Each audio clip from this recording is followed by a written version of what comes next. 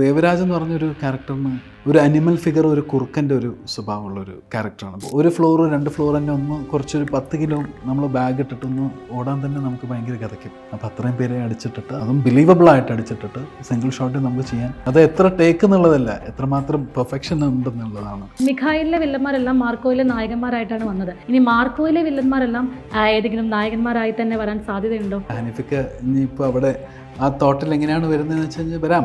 റസലും സൈറസിനെയും കൊന്നത് നിങ്ങൾ കണ്ടു, ദേവരാജിനെ കൊന്നത് നിങ്ങൾ കണ്ടിട്ടില്ല അല്ലേ? അതാണ്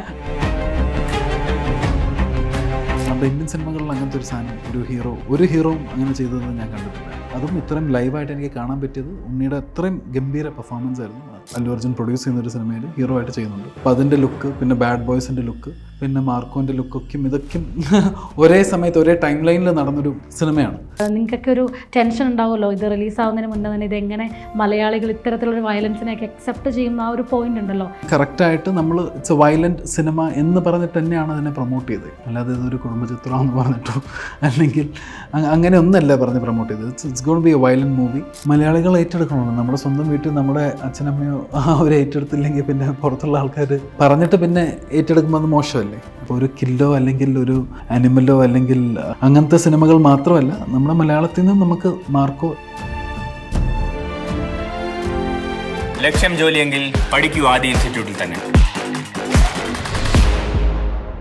hi, hello, welcome back to Saina South Plus. ഇന്ന് എന്നോടൊപ്പം ജോയിൻ ചെയ്യുന്നത് ആൻസൺ പോളാണ്. വെൽക്കം. ഹായ് ആതിര. മാർക്കോ എന്ന സിനിമയിൽ ഭയങ്കര സീരിയസ് ആയിട്ട് വന്ന ഒരു വില്ലനായിട്ട് നമ്മൾ ഞെട്ടിച്ചു. ശരിക്കും റിയൽ ലൈഫിൽ ഇത്ര സീരിയസ് ആണോ? അത്രയും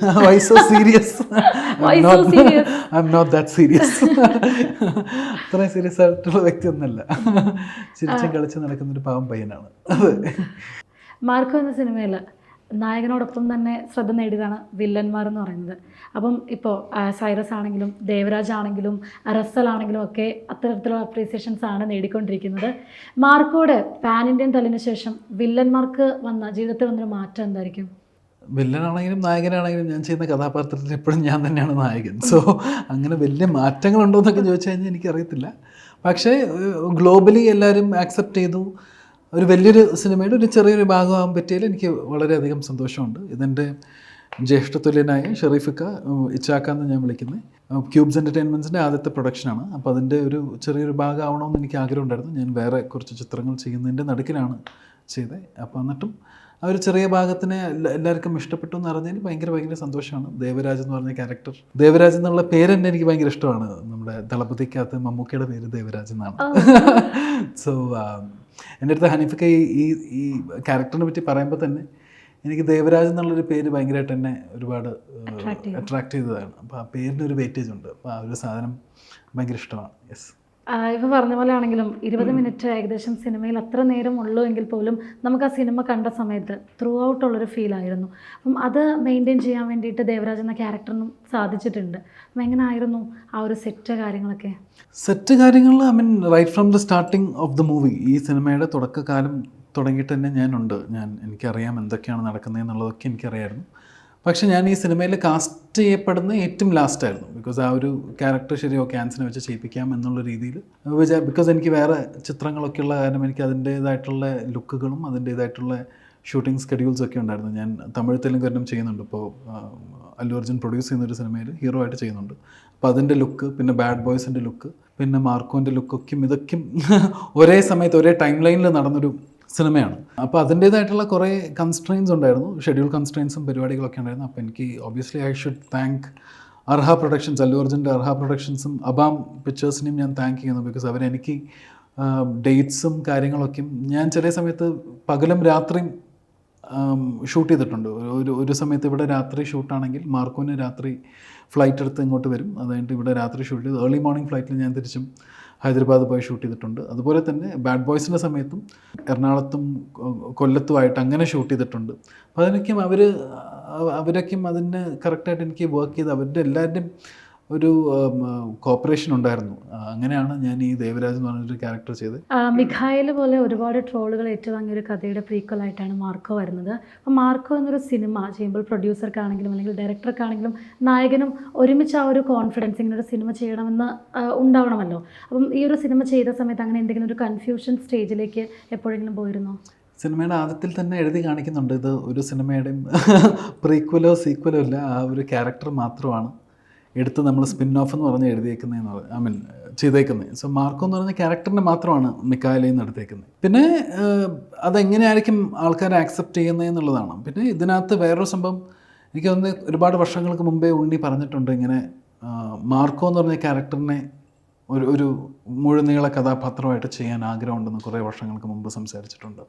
അത് കഴിഞ്ഞിട്ട് പിന്നെ ഇപ്പോൾ അത് മെറ്റീരിയലൈസ്ഡ് ആയത് ബേസിക്കലി ആ ഒരു വിശ്വാസത്തിൻ്റെ പുറത്തും ആ ക്യാരക്ടറിനെ ഡെവലപ്പ് ചെയ്ത് ഹനീഫക്ക് അത് സ്ക്രിപ്റ്റ് എഴുതി അതിനെ പ്രൊഡക്ഷൻ ചെയ്യാൻ ഇച്ചാക്ക വന്നതും ഇവരെല്ലാവരും അതിനകത്ത് വിശ്വാസം അർപ്പിച്ചേക്കുന്ന ഒരു സാധനമാണ്. പിന്നെ ആ സമയത്ത് എഴുതുന്ന സമയത്ത് ഇതൊരു ബ്ലഡ് ഷെഡ് മൂവി ആയിരിക്കും എന്നുള്ളൊരു പ്ലാൻ ഉണ്ടായിരുന്നു. സർട്ടിഫൈഡ് ആയിട്ടുള്ളൊരു സിനിമയായിരിക്കും, 18 വയസ്സിൻ്റെ മുകളിലായിരിക്കും ആൾക്കാർക്ക് കാണാൻ പറ്റുള്ളൂ. അതായിരുന്നു ഏറ്റവും വലിയൊരു റിസ്ക് ഫാക്ടർ. ബേസിക്കലി എനിക്കൊക്കെ ഞാൻ കേൾക്കുമ്പോൾ എനിക്ക് അതൊക്കെയായിരുന്നു. പക്ഷേ ഇതിൻ്റെ ബെസ്റ്റ് ക്വാളിറ്റിയിൽ തന്നെ ഈ സിനിമ എടുത്ത് അത് നമുക്ക് ഓഡിയൻസിന് കൊടുക്കണം എന്നുള്ളൊരു വിശ്വാസം ഇച്ചാക്കയ്ക്ക് ഉണ്ടായിരുന്നു. അപ്പോൾ അതിൽ പുള്ളിക്കാരൻ വളരെ വളരെ ട്രസ്റ്റ് ചെയ്തേക്കുന്ന ഒരു പ്രോസസ്സായിരുന്നു. അപ്പോൾ അതിൻ്റെ ഒരു റിസൾട്ട് വളരെ നല്ല രീതിയിൽ പുറത്തിറങ്ങി, ആൾക്കാർ അതിനെ ആക്സെപ്റ്റ് ചെയ്തു. അതിനെ കറക്റ്റായിട്ട് നമ്മൾ ഇറ്റ്സ് എ വയലൻറ്റ് സിനിമ എന്ന് പറഞ്ഞിട്ട് തന്നെയാണ് അതിനെ പ്രൊമോട്ട് ചെയ്തത്. അല്ലാതെ ഇതൊരു കുടുംബചിത്രമെന്ന് പറഞ്ഞിട്ടോ അല്ലെങ്കിൽ അങ്ങനെ ഒന്നല്ല പറഞ്ഞ് പ്രൊമോട്ട് ചെയ്തത്. It's gonna be A violent movie. അപ്പോൾ അത് ആൾക്കാർ കറക്റ്റായിട്ട് അത് അണ്ടർസ്റ്റാൻഡ് ചെയ്ത് അത് തിയേറ്ററിലോട്ട് വന്ന് സിനിമ എൻജോയ് ചെയ്ത് ഒരു സിനിമാറ്റിക് എക്സ്പീരിയൻസ് എൻജോയ് ചെയ്ത് കണ്ടപ്പോൾ ഒരുപാട് സന്തോഷം. ഇപ്പോൾ ഈ സിനിമയിലാണെങ്കിലും സ്ക്രിപ്റ്റില്ലാതെ സ്പോട്ട് ഇംപ്രവൈസേഷൻസ് ഒരുപാട് ഉണ്ടായിരുന്നു എന്ന് അഭിമന്യു ഒരു ഇൻ്റർവ്യൂവിൽ പറഞ്ഞിട്ടുണ്ടായിരുന്നു. അപ്പം ശരിക്കും പറഞ്ഞാൽ ഇതൊരു ബിഗ് ബഡ്ജറ്റ് സിനിമ, അതുപോലെ തന്നെ ഡയലോഗ്സിന് അത്രയധികം പ്രാധാന്യമുള്ള സിനിമ, അത്തരത്തിൽ ഇത്ര ഹെവി ആയിട്ടുള്ളൊരു സിനിമ, ഇതിനിങ്ങനെ സ്പോട്ട് ഇംപ്രവൈസേഷൻസ് ഒക്കെ പോസിബിൾ ആയിരുന്നു? എങ്ങനെയായിരുന്നു? ശരിക്കും പറഞ്ഞാൽ സ്പോട്ട് ഇംപ്രവൈസേഷൻസ് സത്യം പറഞ്ഞാൽ അങ്ങനെ ഇല്ല. എനിക്ക് തോന്നുന്നത് ഇതിലെന്താണെന്ന് വെച്ച് കഴിഞ്ഞാൽ ബേസിക്കലി ഞാൻ അബ്രഹാമിൻ്റെ സന്തതികളിലും ഞാൻ ഹനീഫക്കയുടെ കൂടെ വർക്ക് ചെയ്തേക്കുന്ന ഒരു വ്യക്തിയാണ്. അപ്പോൾ അതുകൊണ്ട് പുള്ളിക്കാരൻ്റെ റൈറ്റിംഗിന് തന്നെ ഒരു ഗംഭീര ഒരു ഗ്രാഫുണ്ട്, പുള്ളിക്കാരൻ്റെ ഒരു എഴുത്തിന് തന്നെ ഒരു ഗ്രാഫുണ്ട്. സോ അതിനകത്ത് മാറ്റങ്ങളൊന്നും ഉണ്ടാവാറില്ല. ഇനി ചിലപ്പോൾ എനിക്ക് തോന്നുന്നത് അഭിമന്യുടെ ആദ്യത്തെ സിനിമയായ കാരണം ചിലപ്പോൾ അറിയത്തില്ലല്ലോ അഭിമന്യുവിന് എങ്ങനെയാണെന്ന് അറിയത്തില്ല. അപ്പോൾ അതുകൊണ്ടായിരിക്കാം. പക്ഷേ ഈ ഡയലോഗ്സും ബാക്കി കാര്യങ്ങളൊക്കെയും ആസ് പെർ ദ സ്ക്രിപ്റ്റ് തന്നെയാണ്. പുള്ളിക്കാരൻ്റെ റൈറ്റിംഗ് വളരെ രസമാണ്. അതിൻ്റെ ഒരു ഫാനാണ് ഞാൻ, ഹനീഫക്കയുടെ റൈറ്റിങ്ങിൻ്റെ ഒരു ഫാനാണ്. അപ്പോൾ സ്പോട്ടിൽ ഇംപ്രവൈസ് ചെയ്ത് എനിക്ക് അങ്ങനെ ഉണ്ടായിട്ടില്ല. പക്ഷേ അങ്ങനെ ഉണ്ടാവുകയാണെങ്കിലും ചില മൊമെൻറ്റ്സ് ഒക്കെ ആയിരിക്കും ഇംപ്രവൈസ്ഡ് ആയിരിക്കത്തുള്ളൂ. ഈ ഒരു സിനിമയിൽ അതുപോലെ സ്പോട്ട് ഇംപ്രവൈസേഷൻ്റെ കാര്യം പറഞ്ഞപ്പോൾ ഏതെങ്കിലും ദേവരാജൻ അതുപോലെ സ്പോട്ടിൽ എന്തെങ്കിലും കിട്ടിയിരുന്നോ? അങ്ങനെ സ്പോട്ടിൽ അങ്ങനെ പ്രത്യേകിച്ച് അങ്ങനെ ഇംപ്രവൈസേഷൻ പരിപാടികൾ, അതാ ഞാൻ പറഞ്ഞ മുൻകൂട്ടി പറഞ്ഞ പോലെ എപ്പോഴും ഡയലോഗ്സും പരിപാടികളൊക്കെയും stick on to the dialogue തന്നെയാണ്. ബിക്കോസ് പുള്ളിക്കാരൻ്റെ ചിലപ്പോൾ അർത്ഥം ഒന്ന് തന്നെ ആയിരിക്കും പറയുമ്പോൾ, പക്ഷേ അത് പറയേണ്ട രീതിയും അല്ലെങ്കിൽ പറയേണ്ട വാക്കുകളും ചില കാര്യങ്ങൾ ചില സ്ഥലത്ത് കൃത്യമായിട്ട് അങ്ങനെ തന്നെ പറയണം. അതാണ് ഹനീഫക്കയുടെ ഏറ്റവും വലിയൊരു പ്ലസ് പോയിൻ്റ് എന്ന് ഞാൻ വിശ്വസിക്കുന്ന ഒരു കാര്യം. അപ്പോൾ അതിനകത്ത് നമ്മളത് വളരെ മാറ്റാതെ തന്നെ ചെയ്യാൻ വേണ്ടിയിട്ടുള്ള എല്ലാ പരിശ്രമവും ഉണ്ടായിരുന്നു. യെസ്.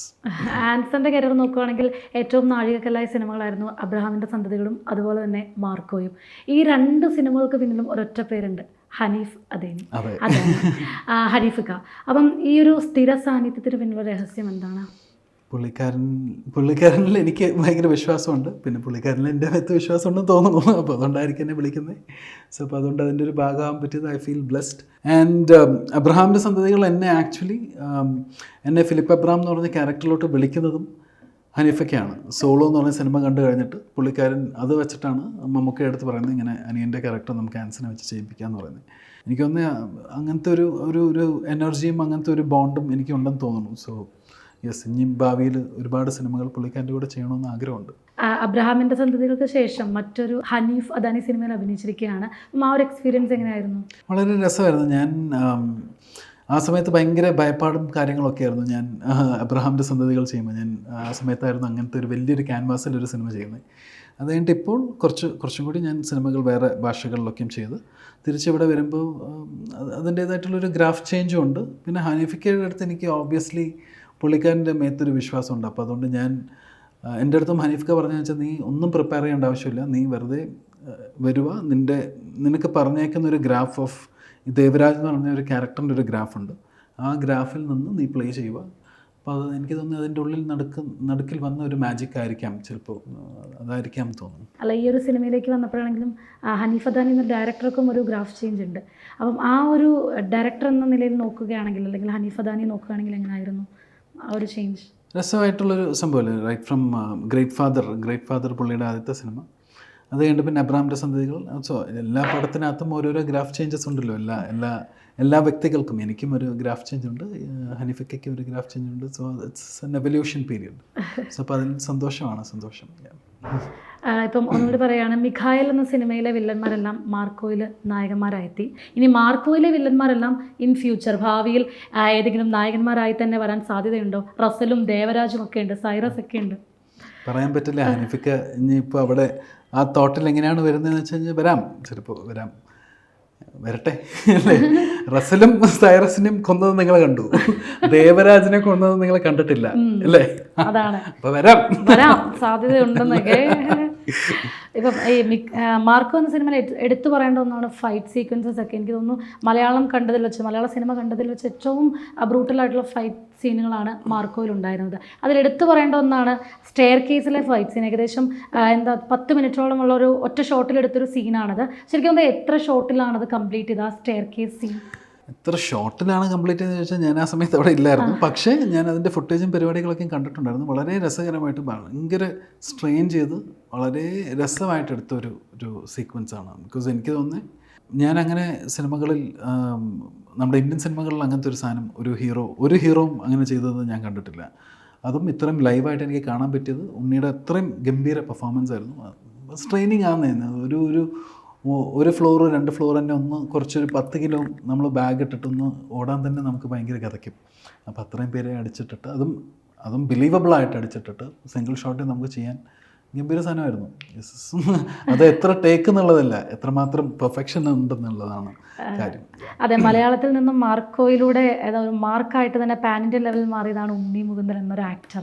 അപ്പം ആ ആക്ടറുടെ ആ ഒരു അഭിനയം എല്ലാം ലൈവായിട്ട് തന്നെ കാണാൻ സാധിച്ചു. അപ്പം ശരിക്കും പറഞ്ഞാൽ ഉണ്ണി മുകുന്ദൻ എന്ന ഒരു ഡെഡിക്കേറ്റഡ് ആക്ടർ ഈ ഒരു മാർക്കോ എന്ന സിനിമയ്ക്ക് വേണ്ടി കൊടുത്ത എഫേർട്സിനെ ശരിക്കും കണ്ടപ്പോൾ എങ്ങനെയാണ് തോന്നിയത്? 200% പുള്ളിക്കാരൻ വളരെ ഡെഡിക്കേറ്റഡ് ആണ്. 100% കൊടുക്കേണ്ട സ്ഥലത്തേക്കും പുള്ളിക്കാരൻ 200% ഡെഡിക്കേഷനോടെയാണ് വർക്ക് ചെയ്തേക്കുന്നത് മാർക്കോയ്ക്ക് വേണ്ടി. ശരിക്കും ആ ഡെഡിക്കേഷനും പെർസിവൻസും തന്നെയാണ് ഈ പുള്ളിക്കാരനെ ഇന്ന് പാൻ ഇന്ത്യൻ സൂപ്പർ സ്റ്റാർ എന്ന് വിളിക്കപ്പെടാവുന്ന കാരണം ഉണ്ടായത്. സോ അതൊരു വലിയൊരു ഇൻസ്പിറേഷനാണ് എനിക്ക്. ബേസിക്കലി നമ്മളൊക്കെ അങ്ങനത്തെ രീതിയിലോട്ട് ആകാൻ വേണ്ടി ആഗ്രഹിക്കുന്ന ആൾക്കാർ എന്നുള്ള രീതിയിൽ എനിക്ക് തോന്നുന്നത് അങ്ങനത്തെ ഒരു തോട്ട് പ്രോസസ്സും അങ്ങനത്തെ ഒരു വിഷനും ഉണ്ടായിരിക്കണം. അങ്ങനത്തെ രീതിയിൽ പോകുക എന്നുള്ളതാണ് ആഗ്രഹം. Yes, so it's an inspiration. He's an inspiration for sure. ഇപ്പോൾ സിനിമ കണ്ട സമയത്താണെങ്കിലും ഒരു സിനിമയിലൊക്കെ ഒരു വില്ലൻ ഉണ്ടാവും, അല്ലെങ്കിൽ 2 വില്ലൻ ഉണ്ടാവും. ഇത് 1 വേഴ്സ് മെനി ആണ്. അപ്പം ഈ ഒരു സിനിമ എടുത്ത സമയത്താണെങ്കിലും ഇപ്പം അത്രയും ഇപ്പോൾ ഡയറക്ടറാണെങ്കിലും വില്ലന്മാരിൽ തന്നെ വ്യത്യാസങ്ങൾ വരുത്തണം. കാരണം വില്ലന്മാരും ഇവിടെ നായകന്മാരായി തിളങ്ങുകയാണ്. അപ്പം ആ രീതിയിൽ എന്തൊക്കെയാണ് ഹനീഫിക്ക് വ്യത്യാസങ്ങൾ വരുത്താനായിട്ട് പറഞ്ഞു തന്നിരുന്നത്, അല്ലെങ്കിൽ എങ്ങനെയൊക്കെ ആയിരുന്നു? ഓരോരോ ക്യാരക്ടറിനും എനിക്ക് തോന്നുന്നത് ഞാൻ ബാക്കിയുള്ള ക്യാരക്ടേഴ്സിനെ പറ്റി ഞാൻ ചോദിച്ചിട്ടില്ല. പക്ഷേ ദേവരാജ് എന്ന് പറഞ്ഞൊരു ക്യാരക്ടറിന് ഒരു അനിമൽ ഫിഗർ, ഒരു കുറുക്കൻ്റെ ഒരു സ്വഭാവമുള്ളൊരു ക്യാരക്ടറാണ്. ബിക്കോസ് അതിനകത്ത് സിൻഡിക്കേറ്റിൽ ജഗദീഷ് ചേട്ടനുണ്ട്, പിന്നെ സിദ്ദിഖൊക്കെ ഉണ്ട്. അപ്പോൾ ഇവരുടെ കൂടെ ഒപ്പത്തിനൊപ്പം നിൽക്കുന്ന ആളാണ് ദേവരാജ് എന്ന് പറഞ്ഞ ആൾ. It's a young business tycoon. ഈ സ്വർണ്ണ കച്ചവടക്കാരിൽ ഒരു ഏറ്റവും യങ് ആയിട്ടുള്ള ഒരാളാണ്. ഇവർ 2 പേരെയും വെട്ടിയിട്ട് ചിലപ്പോൾ മുമ്പിൽ കയറി വരണമെന്നായിരിക്കാം ദേവരാജിൻ്റെ ഒരു ചിന്താഗതി. അപ്പം അങ്ങനത്തെ ഒരു ക്യാരക്ടറാണ്. ഇപ്പോൾ ബാക്കിയുള്ളവർ 2 പേരും ഭയങ്കര സീനിയേഴ്സാണ്, ഏജ്ഡാണ്, കുറേ ജീവിതം കണ്ടേക്കുന്നതാണ്. പക്ഷേ ഞാൻ വളരെ പെട്ടെന്ന് അത്രയും സ്മാർട്ടായിട്ട് അത്രയും കണ്ണിങ് ആയിട്ടുള്ളൊരു ആളാണ്. ബാക്കി എല്ലാവർക്കും പേഴ്സണൽ ഇഷ്യൂസ് കാരണമാണ് അവരെല്ലാവരും ബാക്കിയുള്ള റിവെഞ്ചിനൊക്കെ വരുന്നത്. എനിക്കങ്ങനെ പേഴ്സണൽ ഗെയിനും പരിപാടികളൊന്നുമില്ല. നമ്മുടെ ലക്ഷ്യം വേറെയാണ്. അതിനെ പറ്റിയിട്ട് ബാക്കി ഞാനിനി പറയുന്നില്ല. അപ്പം അങ്ങനെ ആ ഒരു കുറുക്കൻ്റെ ഒരു സ്വഭാവം, ആ കുറുക്കൻ്റെ സ്വഭാവമായിരുന്നു ഞാൻ. ഈ മാർക്കോ എന്ന സിനിമ വന്ന സമയത്താണെങ്കിലും ഇത് സിനിമയല്ലാതെ ഇത് വെബ് സീരീസ് ആവണം, അല്ലെങ്കിൽ അനിമേറ്റഡ് സീരീസ് ആവണം, അങ്ങനെയൊക്കെ ഒരുപാട് റെസ്പോൺസസ് കാര്യങ്ങളൊക്കെ വന്നിരുന്നു. അപ്പം ഈ സമയത്താണെങ്കിലും ഇത് ഏതെങ്കിലും രീതിയിൽ അങ്ങനെ എന്തെങ്കിലും പ്ലാനിങ് ഉണ്ടായിരുന്നോ? അങ്ങനത്തെ രീതിയിൽ ഇപ്പോൾ ഓഡിയൻസിൻ്റെ രീതിയിൽ നിന്ന് ഒരുപാട് പേര് അങ്ങനെ ആനിമേഷൻ വരണം, അല്ലെങ്കിൽ വെബ് സീരീസ് വരണം, അല്ലെങ്കിൽ ചില ക്യാരക്ടേഴ്സിൻ്റെ ഡെപ്ത് വരണം എന്നൊക്കെ പറയുമ്പോൾ നമുക്ക് ആഗ്രഹങ്ങളും പിന്നെ അതിൻ്റെ കൂടെയുള്ള നമുക്കതിൻ്റെ ചിന്താഗതികളും കൂടുന്നു. അപ്പോൾ അങ്ങനെയൊക്കെ ആവട്ടെ എന്ന് പ്രാർത്ഥിക്കുന്നു. അത്രേ ഉള്ളൂ. മാർക്കോ എന്ന സിനിമ മലയാളികൾ സ്വീകരിച്ചു, ഇത് കൈയും നീട്ടി സ്വീകരിച്ചു.